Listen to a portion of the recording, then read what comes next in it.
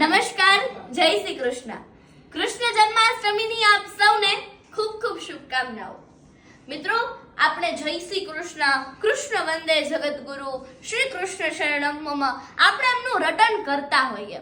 પણ મિત્રો, શ્રી કૃષ્ણ ભગવાન એક એવા ઈશ્વર કે જેને આપણે મિત્ર તરીકે ભજી શકીએ, પ્રિયતમ તરીકે આપણે તેમને પૂજી શકીએ, આપણે એમના સાથીદાર બનાવી શકીએ, બાળક તરીકે એમની વંદના થાય. એવા આપણા જીવનના સાચા માર્ગદર્શક, આપણા જીવનના સાચા આદર્શ, ઉત્સાહવર્ધક ભગવદ્ ગીતાના રચયિતા એવા ભગવાન શ્રી કૃષ્ણને મારા વંદન. આપણે કોઈ એવા મોટા વ્યક્તિને, હોદ્દેદાર વ્યક્તિને મળવું હોય તો આપણે એમની અપોઇન્ટમેન્ટ લેવી પડે.